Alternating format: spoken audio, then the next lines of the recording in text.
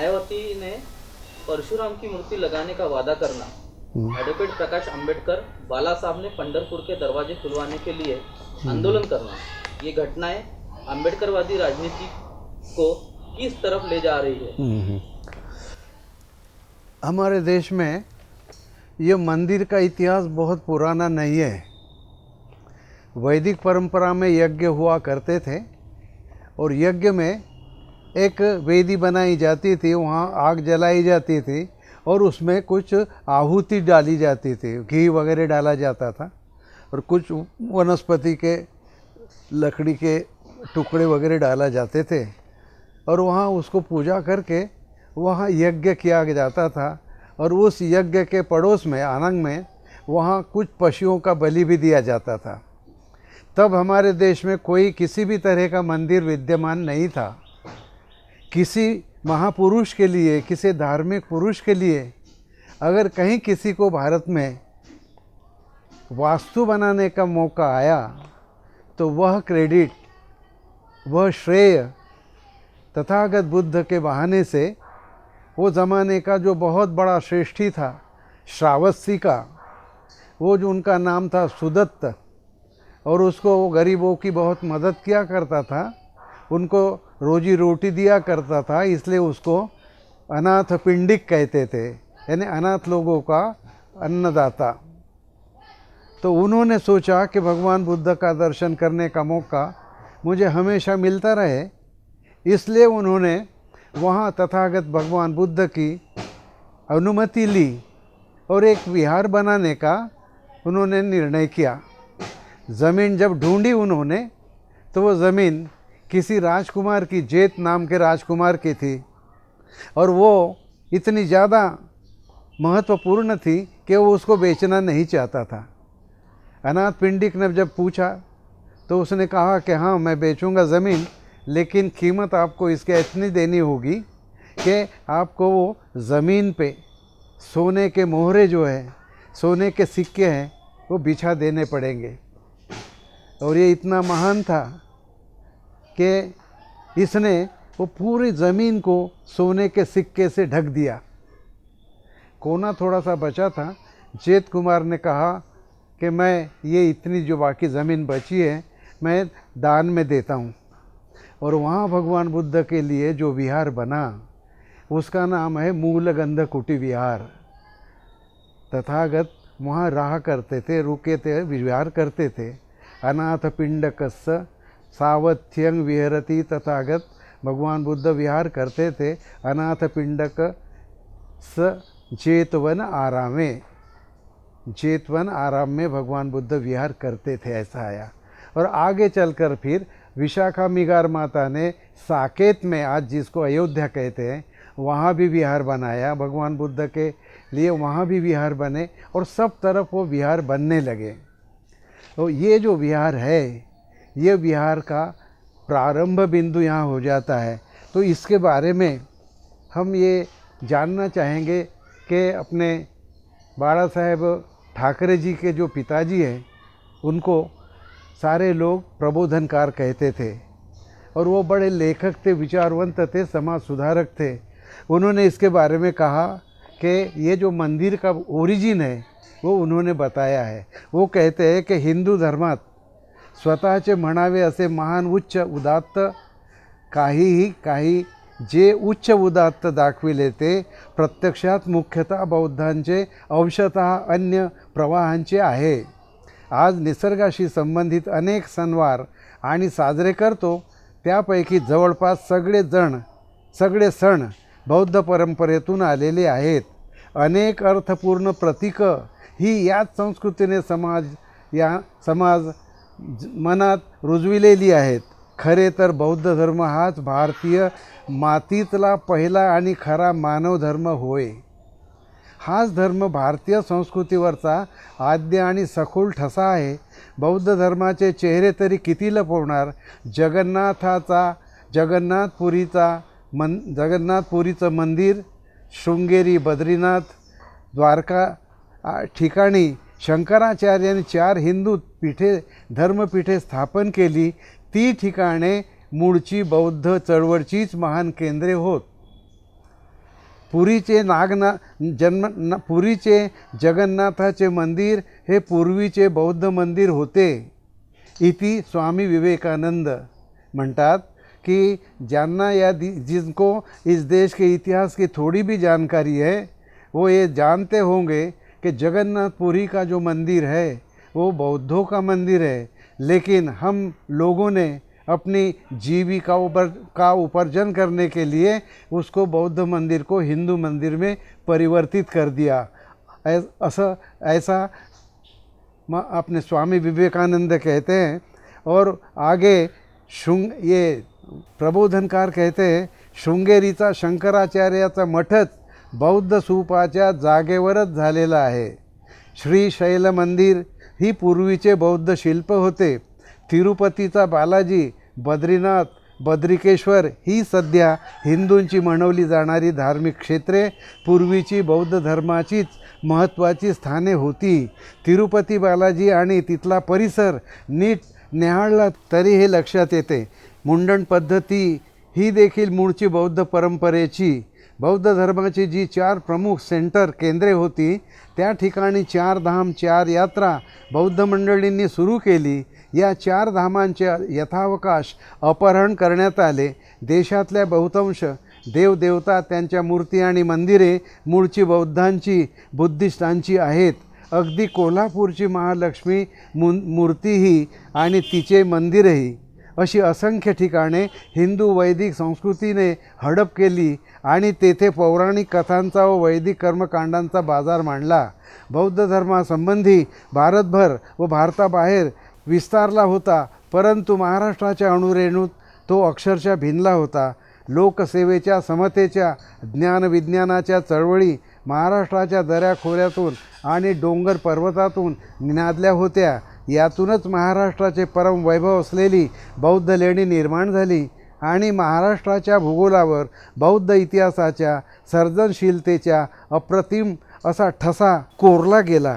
नंतरच्या काळात या लेण्यांबरोबर कुठल्या तरी चमत्कृतीपूर्ण शिवाचे, देवाची किंवा देवीची उभारणी करून बौद्ध लेण्यांना हायजॅक करण्यात आले।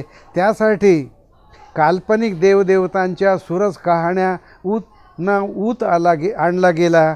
प्रबोधनकार ठाकरे पुढे म्हणतात, फार दूर नको, लोणावळ्याजवळची कार्ला लेणी पहा, ही वास्तविक बौद्धांची। तिथल्या त्या ओट्या, ते दिवाणखाने, ते स्तूप, साऱ्या बौद्धांच्या स्वाध्यायश्रमाच्या जागा। तेथे बाहेरची एक देवी अचानक प्रकट झाली, तिचे नाव एकवीरा। हिला वेहेरीची देवी असे म्हणतात, पांडवांची बहिणी। तिच्यासाठी भीमाने म्हणे एका रात्रीत ही लेणी काढली। किती उदाहरणे सांगायची। आज शाळा कॉलेजमध्ये आषाढ पौर्णिमेला गुरुपौर्णिमा साजरी केली जाते, परंतु हा गुरु कोण हे कोणालाही माहीत नाही। हा गुरु आहे गौतम बुद्ध। त्यांनी 5 शिष्यांना केलेल्या पहिल्या उपदेशामुळे पहिली गुरुपौर्णिमा साजरी झाली आणि तेथून तो पायंडा पडला। पण आज गुरुपौर्णिमा बिनबोभाटपणे व्यास महाशयांच्या नावावर खपविली जाते।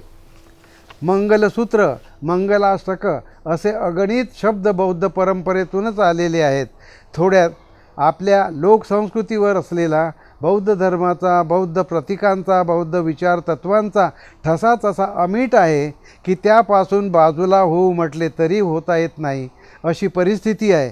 भारताच्या राष्ट्रध्वजावर तिचे अशोक चक्र हे बौद्ध धर्म प्रवर्तनाचेच प्रतीक होय। भारताची अधिकृत शासकीय राजमुद्रा ही बौद्ध परंपरेचीच खूण आहे।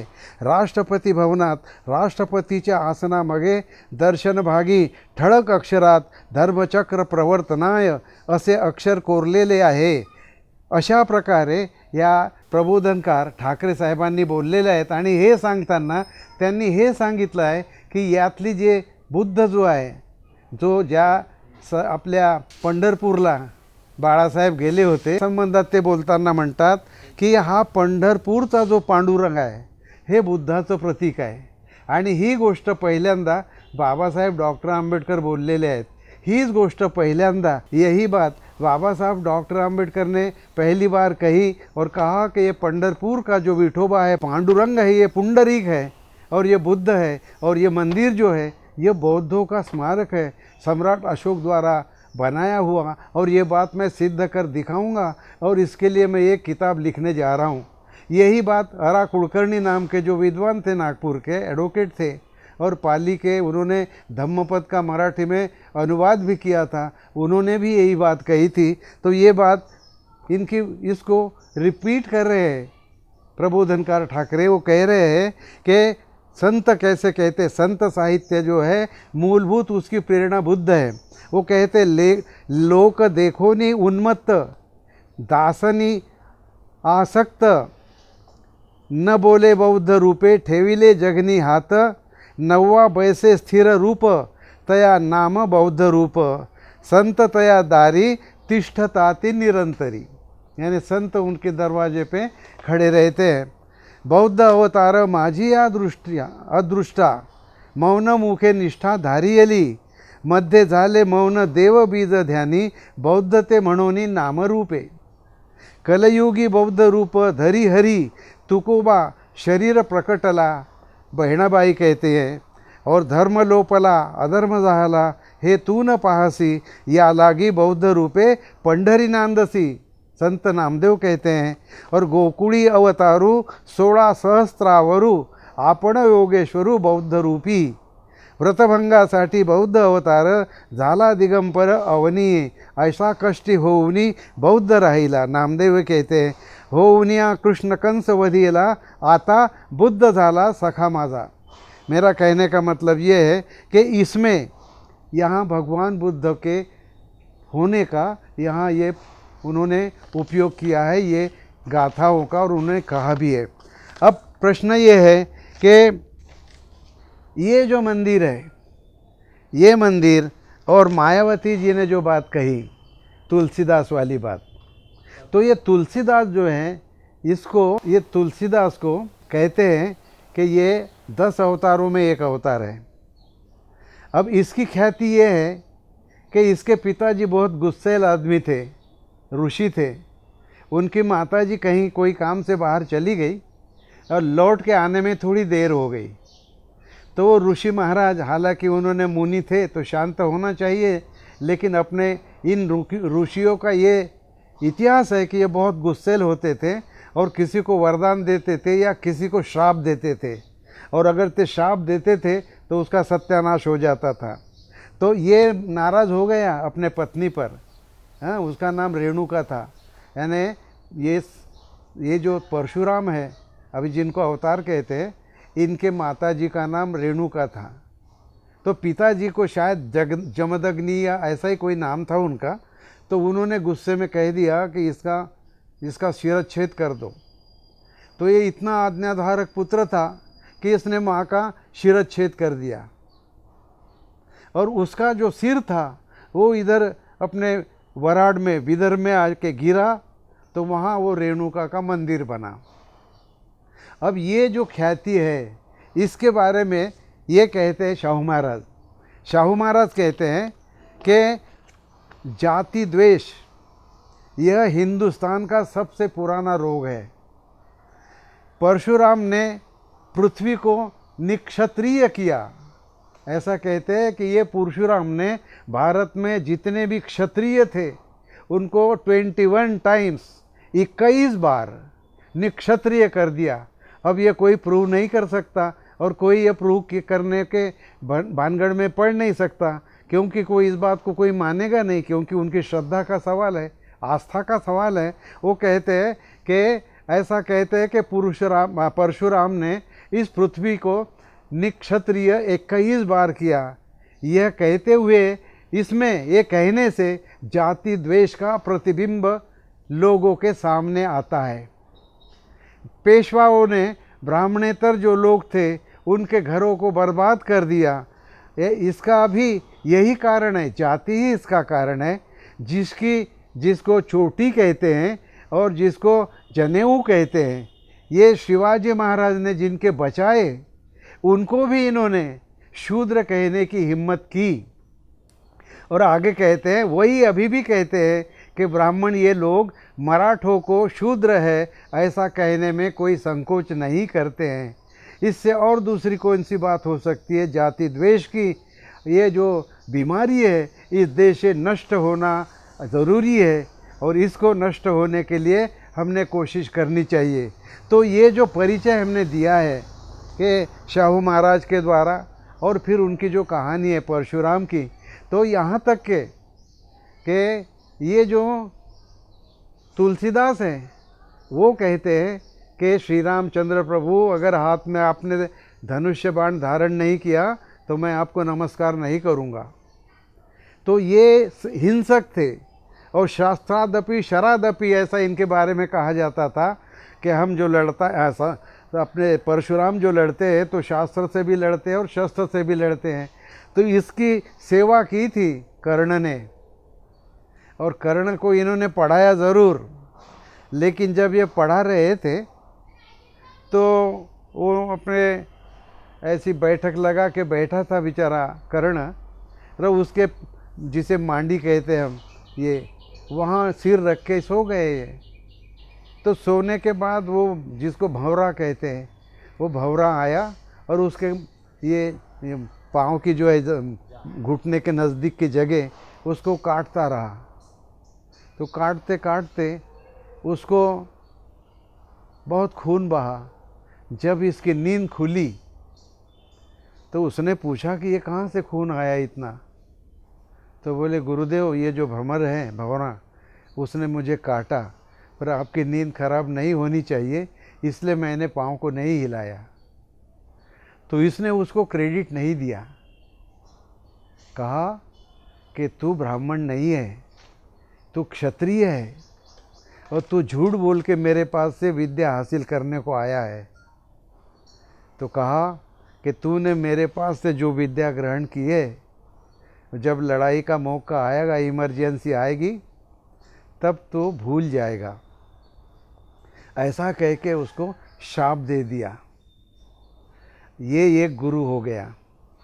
दूसरा गुरु द्रोणाचार्य है कि जिसने एकलव्य को इसलिए नहीं पढ़ाया क्योंकि वो ब्राह्मण या क्षत्रिय नहीं था। तो ये दोनों लोगों की जो हम कुंडली देखते हैं, तो ये द्रोणाचार्य ने भी कर्ण अपने इसको नहीं पढ़ाया, इसने इसको पढ़ाया लेकिन उसको शाप दे दिया। और द्रोणाचार्य ने तो पढ़ाया नहीं, बिन पढ़ाया एक भी पीरियड नहीं लिया, लेकिन उसको बोला कि मुझे गुरु दक्षिणा दे। क्या कि उसका जो शिष्य था अर्जुन सुप्रीम रहना चाहिए, उसका कोई प्रतिस्पर्धक नहीं होना चाहिए, कॉम्पिटिटर नहीं होना चाहिए।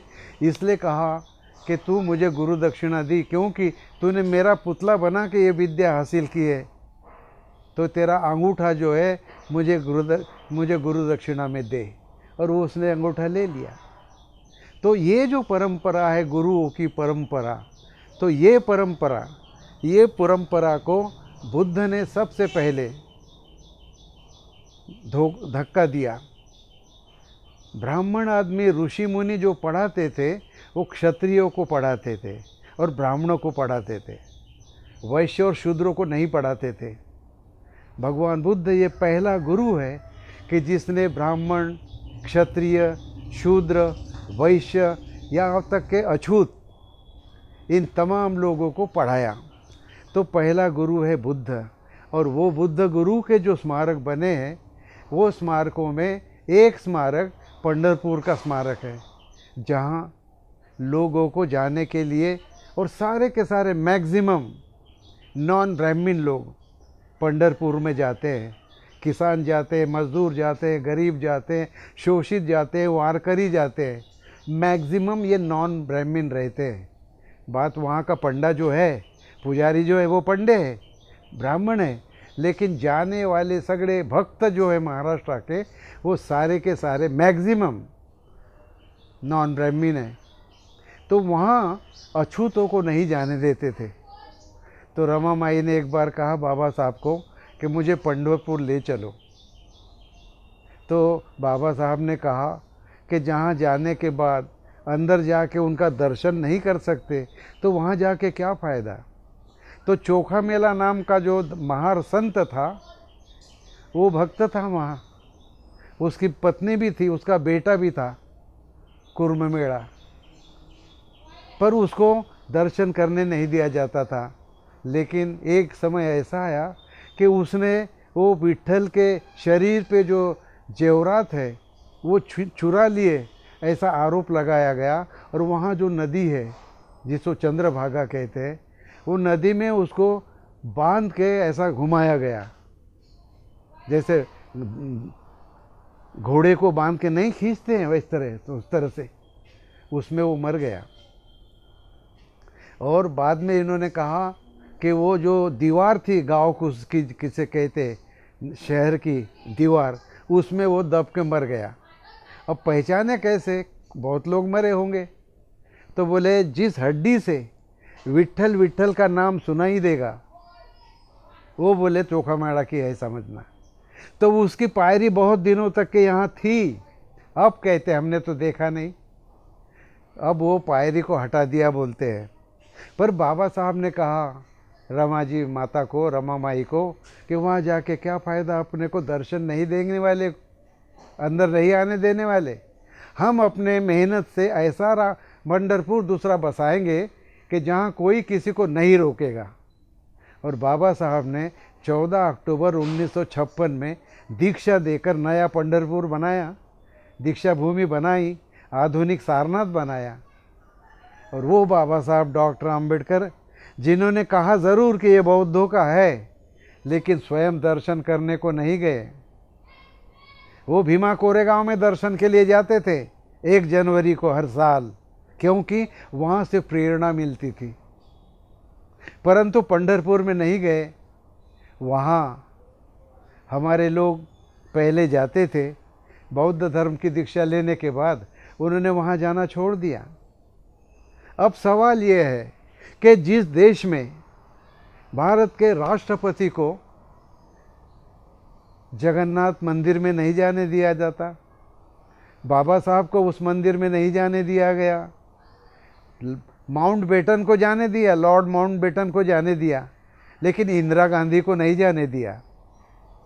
और बाबा साहब डॉक्टर आम्बेडकर नेपाल में जब गए तो नेपाल के पशुपतिनाथ मंदिर में बाबा साहब जाएंगे, ऐसा जब प्रचार हुआ। और आपको जानकर ताज्जुब होगा कि वो पशुपतिनाथ नेपाल के जो पुजारी हैं वो मैक्सिमम महाराष्ट्र के ब्राह्मण हैं। तो उन्होंने वो दरवाज़ा बंद करने की कोशिश की कि डॉक्टर आम्बेडकर आएंगे और हमारे मंदिर को अपवित्र करेंगे। तो बनते कौशल्यायन ने जाके बताया, बाबा साहब आप ये मंदिर में जाने वाले हैं। ये जब उन लोगों को पता चला तो बोले उन्होंने दरवाजे बंद कर दिए। तो बाबा साहब कैसे कैसे ना समझ है, मैं तो बौद्ध हो गया हूँ, मैं तो भगवान बुद्ध के सिवा किसी के मंदिर में जाता ही नहीं। नत्थि में शरणंगय्यंग बुद्धों में शरणंग वरंग, भगवान बुद्ध के सिवा मैं किसी के सामने नतमस्तक नहीं होता, शरण नहीं जाता। ये जो इतिहास है बाबा साहब डॉक्टर आम्बेडकर का, तो ये प्रकाश राव आम्बेडकर को तो मालूम होना ज़रूर चाहिए। अब ये नहीं कहता मैं कि वहाँ पूजा करने के लिए गए, लेकिन यहाँ जो पेपर में आया है, यहाँ पेपर में आया ऐसा है कि वहाँ जाकर अपने ये न्यूज़ आई है लोकसत्ता में, आंबेडकर यांनी विठ्ठल घेतले विठ्ठल दर्शन, लिखा है पंढरपूर राज्यातील मंदिरे खुली करण्याच्या मागणीसाठी वंचित बहुजन आघाडीचे नेते प्रकाश आंबेडकर यांनी सोमवारी केलेल्या आंदोलनानंतर आंबेडकर यांच्यासह काही वारकऱ्यांनी विठ्ठलाचे दर्शन घेतले। राज्यातील सर्व मंदिर, मशीद, बौद्ध मंदिर, गुरुद्वारा येत्या 10 दिवसात उघडण्याचे आश्वासन शासनाकडून मिळाले असून यासाठी नियमावली बनवण्यात येणार आहे, अशी माहिती आंबेडकर यांनी दिली। आंबेडकर यांनी केलेल्या आवाहनानुसार सोमवारी सकाळपासून राज्यभरातून हजारो आंदोलकांनी पंढरपूरच्या दिशेने येण्यास सुरुवात केली होती। प्रशासनाने वारकरी व आंदोलकांना रोखण्यासाठी जोरदार तयारी केली होती। पोलिसांच्या नाकेबंदीमुळे वारकरी व वंचितचे मोजकेच कार्यकर्ते पंढरपूर में दाखल झाले। और बाद उसमें के मंदिर के विट्ठल मंदिर के दरवाजे खोल दिए गए, इस तरह की न्यूज़ वहीं पे पब्लिश हुई है। और बाकी जो मंदिर है वो खोलने की न्यूज़, और उसके लिए सीएम ने मान्यता दी है दिखाने के लिए भी ये उन्होंने ये पब्लिश किया है। मेरे कहने का मतलब ये है कि प्रकाश राव आम्बेडकर जी वंचित समाज के नेता हैं, और ये जब से नोटाबंदी हुई और जब से लॉकडाउन हुआ, तालाबंदी हुई, तब से वारकरी संप्रदाय में जाने वाले लोग, पंढरपुर में जाने वाले लोग, मज़दूर लोग, किसान लोग, गरीब लोग, सबसे ज़्यादा 90% अगरचे कोई हैं तो ये वंचित ही लोग हैं। इनके लिए और कोई सारे सा काम करने की गुंजाइश थी। वो पैदल गए, घर पे गांव में गए, हज़ारों मील की उन्होंने रास्ता तय किया। कई लोगों की जानें गई, कोई लोग एक्सीडेंट में मारे गए, कई लोग वहाँ जाके वहाँ अपने गांव में मर गए। उनको नौकरी से हाथ धोना पड़ा, उनके खाने की रहने की सोई नहीं थी। मई के दिनों में वो धूप में मर गए, आत्महत्याएं की। तो ये मुद्दे के लिए, लोगों के बेकारी को नष्ट करने के लिए, ख़त्म करने के लिए बाड़ा साहब ने अगरचे आंदोलन किया होता तो बड़ा अच्छा होता। क्योंकि जब सारे दुनिया में नहीं, सारे भारत में लॉकडाउन चल रहा है, और भारत में और महाराष्ट्र में भी लॉकडाउन है, ऐसे हालात में जब आप लोगों को वहाँ इकट्ठा करते हो और वहाँ आंदोलन करते हो, तो मैं समझता हूँ बाबा साहब डॉक्टर आम्बेडकर ने ये बात को धिक्कारा। नासिक के मंदिर में नहीं आने दिया उनको। 1930 से 35 तक आंदोलन चलता रहा मंदिर प्रवेश का। तब भी उनको जब एंट्री नहीं मिली तो बाबा साहब ने एवला में जाके घोषणा की कि मैं मजबूर था, मेरा बस नहीं चला था कि मैं हिंदू पैदा हुआ हूँ, लेकिन हिंदू बन के नहीं मैं मरूंगा। वो बाबा साहब डॉक्टर आम्बेडकर का नवासा, जो उनके संपत्ति का भी उत्तराधिकारी हैं और उनके कार्य का भी उत्तराधिकारी है, उनके विचारों का भी उत्तराधिकारी है, और उनके विचारों का धार्मिक, सामाजिक, राजकीय सभी दृष्टि से नेतृत्व करता है। उन्होंने ये मुद्दे पे इनिशिएटिव लेना, अग्रसर होना और वहाँ जाके अरेस्ट होना, पुलिस के द्वारा उन पे केस दायर हुई है, अरेस्ट नहीं हुई है वो, लेकिन केस दायर हुई है। ये मंदिर प्रवेश के अलावा और बहुत सारे प्रश्न थे जिसको वो स्पर्श कर सकते थे। एल्गार के नाम से जिन इनोसेंट लोगों को जेलों में भर दिया गया 1 जनवरी 2018 को, और उसके बाद भी जब आंदोलन चला तब उनके लिए मुक्ति के लिए अगर वो कोशिश करते तो बड़ा अच्छा होता। बाबा साहब डॉक्टर आम्बेडकर का प्रेस तोड़ दिया गया रात के 3 बजे। उसके पुनरुद्धार के लिए वो अगर लड़ाई लड़ते तो बड़ा अच्छा होता। परंतु बाड़ा साहब ने ये मुद्दे पे, अब उनका पूरा अधिकार है, वो स्वतंत्र नागरिक है, बाबा साहब उनके ग्रैंडफादर है, उन्होंने अधिकार दिया है सभी को मंदिर मस्जिद में जाने के लिए, और उनके अधिकार को कोई रोक नहीं सकता, ये बात सही है। तब भी उन्होंने वहाँ जाकर ये प्रयत्न किया, तो मुझे ऐसा लगता है कि ये उनका अधिकार था। लेकिन एज ए बाबा साहब डॉक्टर आम्बेडकर के मानने वाले जो अनुयायी हैं, उनके मन में ये प्रश्न उपस्थित होता कि क्या बाबा साहब डॉक्टर आम्बेडकर ने जिस बात का विरोध किया, जिस बात को नहीं माना, उस बात को उनका नवासा और नेता, वंचित पार्टी का नेता, रिपब्लिकन पार्टी का नेता अगर ये बात करता है तो उनको शायद वो बात पसंद नहीं आई होगी। और यही बात डॉक्टर लोहिया जी को भी पसंद नहीं आई थी। जब भारत के प्राइम मिनिस्टर, ये बैकग्राउंड पे हमको सोचना चाहिए कि भारत के प्राइम मिनिस्टर ने अयोध्या में जाकर, जहाँ बुद्ध भूमि है, भगवान बुद्ध की अवशेष है, सम्राट अशोक ने जहाँ मस्जिद बनी थी, जिसको मणि पर्वत कहते हैं, उसके नीचे भगवान बुद्ध का, वहाँ उनके जो नाखून और बाल थे, उसके ऊपर एक स्तूप बनाया था 200 फीट ऊंचा, और उसके पड़ोस में बड़ा एक स्तूप बनाया था 200 फीट ऊंचा, जिसको ह्यून संग ने कहा। आज फाइया ने बताया कि यह यहाँ भगवान बुद्ध के नाखून और केश पर सम्राट अशोक ने स्तूप बनाया था 200 फीट ऊंचा, जो अभी 565 फुट ऊंचा है। जहाँ पर मस्जिद बनी है, उस मस्जिद को तोड़ के वहाँ लेवल करके सम्राट अशोक के वहाँ अवशेष मिले हैं, वहाँ जाके प्राइम मिनिस्टर ने भूमि पूजन किया। तो उस ज़माने में डॉक्टर लोहिया ने इस बात का विरोध किया था कि सोरठी सोमनाथ का मंदिर हमारे सरकार ने इनिशिएटिव लेके बनाया, ये भारत के संविधान के विरोध में है। तो राष्ट्रपति राजेंद्र प्रसाद का उन्होंने विरोध किया था, सरदार वल्लभ भाई पटेल का उन्होंने विरोध किया था। आज डॉक्टर लोहिया होते तो उन्होंने मोदी साहब के भूमि पूजन का भी विरोध किया होता। तो मैं ये कह रहा था कि ये जो बात हो गई है, इस बात का विरोध होना चाहिए था, और ये बात बुद्ध के अवशेषों पर हुई, जिनकी बात सुप्रीम कोर्ट ने नहीं सुनी, किसी मीडिया ने नहीं दिखाया, कोई इलेक्ट्रॉनिक मीडिया ने नहीं दिखाया, प्रिंट मीडिया ने इस बात को नहीं बताया।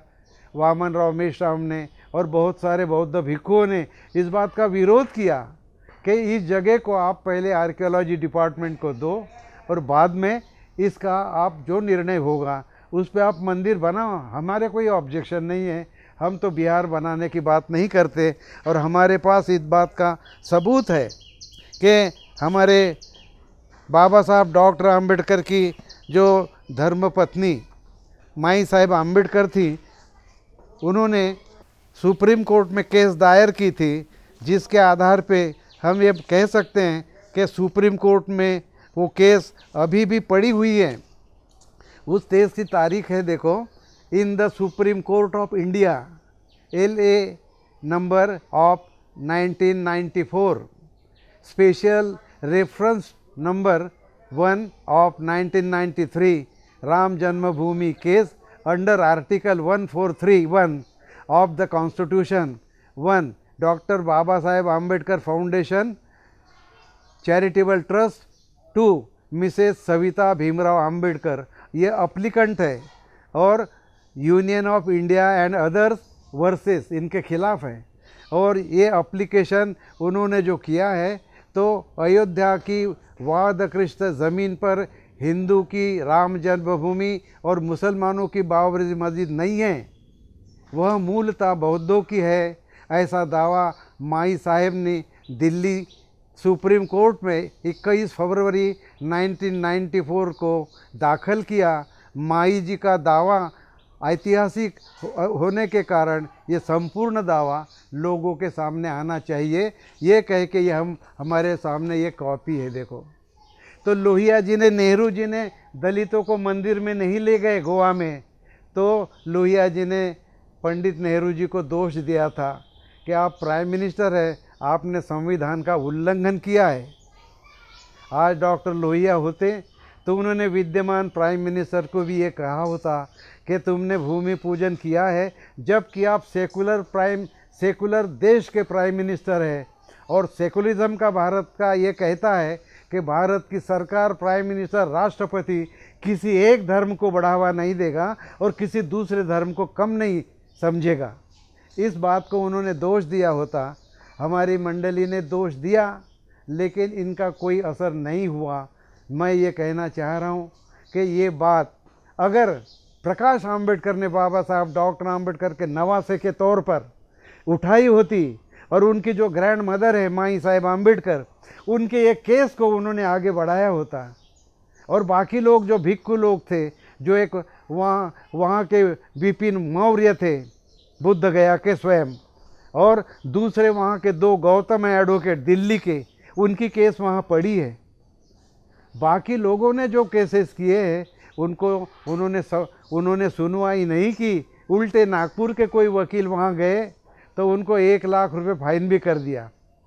जबकि गोगोई साहब जो थे चीफ जस्टिस, उन्होंने वादा किया था कि ये सुनवाई पूरी हो जाने दो, ये पूरी होने के बाद हम आपकी बात सुनेंगे। लेकिन ये मुस्लिम भाइयों की बात सुनी गई, मस्जिद वालों की सुनी गई, मंदिर वालों की सुनी गई, पर जो दोनों किराएदार है उनकी बात सुनी गई। लेकिन वहाँ के जो ओरिजिनल मालिक है बौद्ध, जो कनिंघम ने प्रूव किया है, जो राहुल सांकृत्यायन ने मान लिया है, जगन्नाथ उपाध्याय ने मान्य किया है, और सारे के सारे जो संशोधक है उन्होंने ये बात मानी है कि ये साकेत जो है ओरिजिनल, ये अयोध्या नहीं है। और ये पुष्यमित्र शुंग है, उसने अपनी राजधानी ये साकेत में लाया और उसका नाम अयोध्या किया है।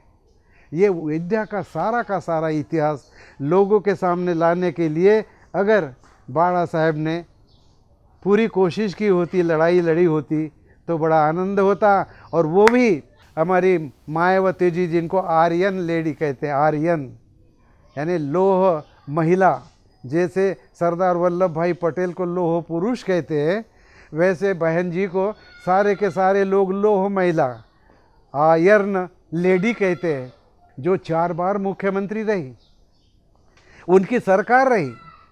जब आंदोलन चल रहा था तब कांशीराम साहब ने उनको सलाह दी थी कि अगर वो मस्जिद को तोड़ने के लिए कोई अमुक अंतर पे आता है, डिस्टेंस पे, तो उन पे लाठीचार्ज करना, और उससे आगे भी आ जाएं तो फिर फायरिंग करना।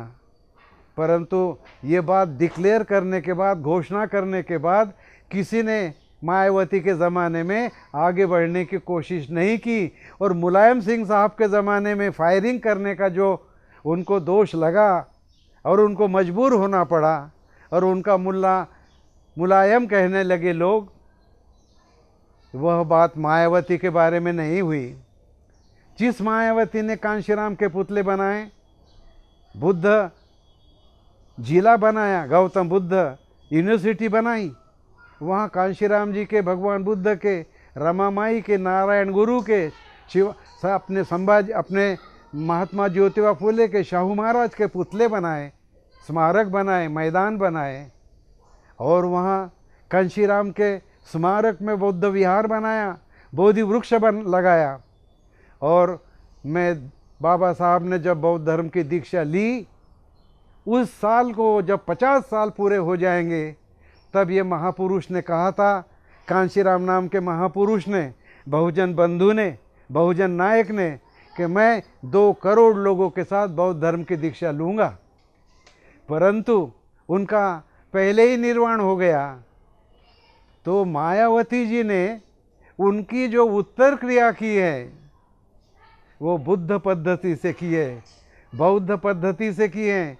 और उनका निर्वाण के बाद उन्होंने परित्राण पाठ किया, 100-200 भिक्षुओं को दान दिया।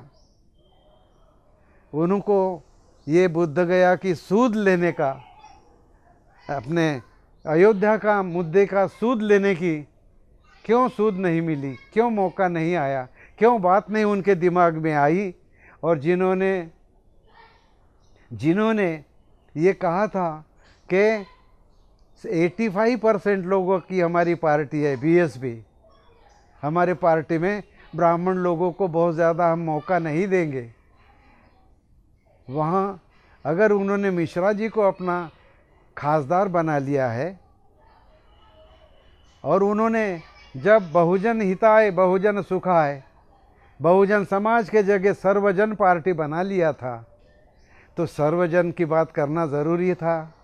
क्योंकि उन्होंने जिन लोगों के साथ अभी अपना ये विचार लाया, जिनका है आदर्श है वो अपना परशुराम, वो तो तुलसीदास को मानने वाले लोग हैं। उनके लिए जब आप कर रहे हो सर्वजन हिताय और परशुराम की मूर्ति बनाने की बात करते हो, तो वो भी तो आपके लिए आपके जैसा ही बोलते हैं, सबका साथ सबका विकास।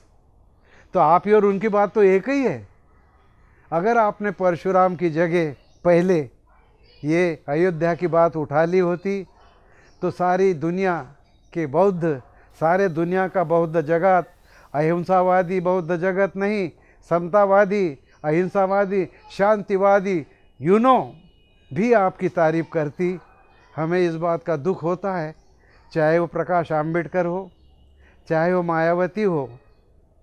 किया था नाज, हम दुख के साथ कहना चाहते हैं आपको अधिकार है, मायावती के अधिकार को हम चैलेंज नहीं कर रहे हैं, पर चूंकि उसने 2 बार कहा था नागपुर में मैं बौद्ध धर्म की दीक्षा लूँगी, ऐसा कहने वाली मायावती, भगवान बुद्ध के जहाँ तहाँ स्मारक बनाने वाली मायावती, बुद्धिस्ट सर्कल बनाने वाली मायावती, बहन मायावती, और जहाँ तहाँ बौद्ध जिला, शाहू महाराज के नाम से जिला, कांशीराम के नाम से जिला, बाबा साहब के नाम से जिला, बाबा साहब के नाम से यूनिवर्सिटी, शाहू महाराज के नाम से यूनिवर्सिटी, नारायण गुरु के नाम से स्मारक बनाने वाली, पेरियार के नाम से बनाने वाली, रमामाई सावित्रीबाई के नाम से स्मारक बनाने वाली मायावती ने ये किया होता, और 1818 को एल्गार परिषद करने वाले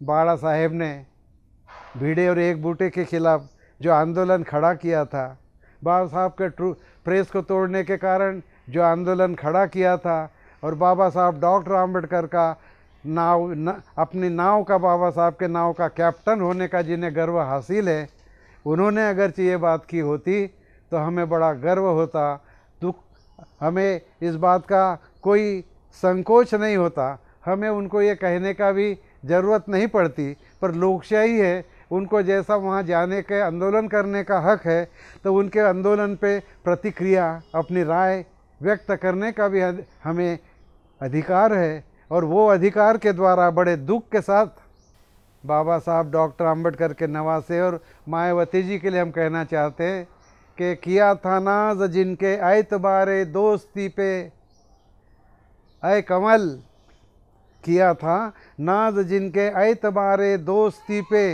और नेतृत्व पे, ऐ कमल, वो शक्ले वफा में बेवफा निकले। यही हमारी प्रतिक्रिया है, लेकिन हम उनको मजबूर नहीं कर सकते कि उन्होंने हमारे कहने से अपना आंदोलन छोड़ देना चाहिए या आंदोलन नहीं करना चाहिए। हम ये नहीं कहना चाहते, हम बाबा साहब के विरोधी पक्ष के मानने वाले लोग हैं। बाबा साहब कहते हैं कि किसी भी हालत में विरोधी पार्टी के आदमी का बोलने का हक छीना नहीं जा सकता, संविधान में दिया है। और इंग्लैंड का एक विद्वान कहता है कि तुम्हारे मत से, तुम्हारे राय से, तुम्हारे विचारों से मैं कतई सहमत नहीं हूँ, बिल्कुल मैं आपको समर्थन नहीं करता, लेकिन आपकी बात करने का और कहने का अधिकार आपको जो है, उसको सलामत रखने के लिए मैं अपना सर कटाने के लिए तैयार हूँ। ऐसे लोकशाही में विश्वास करने वाले हम लोग हैं, और इसलिए हम अपने बात को आपके सामने रखा है। ये बात आप मान लीजिए या मत मान लीजिए, नाराज़ मत होइए या खुश हो जाइए, ऐसा हमारा इसके बारे में कुछ भी कहना नहीं है।